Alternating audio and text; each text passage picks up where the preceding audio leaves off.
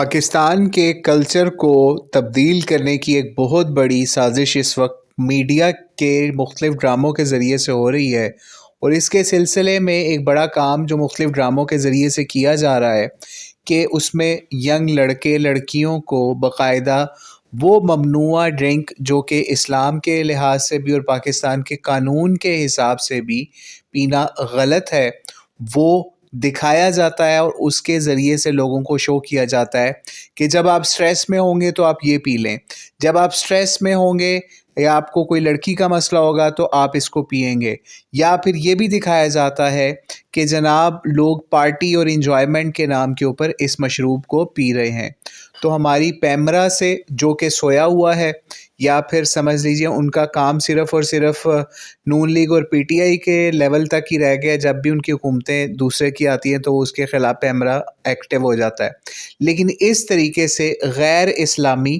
غیر شرعی اور اس کے ساتھ ساتھ سمجھ لیجئے ایسے افعال جو پاکستان کے آئین اور قانون کے بھی خلاف ہیں، ان کو باقاعدہ مختلف ڈراموں کے اندر ڈراماٹائز کر کے دکھایا جاتا ہے اس چیز کو۔ تو ہماری ریکویسٹ ہے گورنمنٹ سے بھی، پیمرا سے بھی، کہ اس کے اوپر سخت نوٹس لیا جائے کہ اس طریقے سے ینگ جنریشن کے اندر اس طریقے سے یہ ممنوعہ ڈرنک، اور ایون یہاں تک بھی کیا جاتا ہے کہ کئی دفعہ ممنوعہ ڈرنک جب پیا جا رہا ہوتا ہے یا پھر اس کو دکھایا جا رہا ہوتا ہے تو وہاں پہ لکھا بھی آ رہا ہوتا ہے کہ اس کا استعمال کرنا حرام ہے،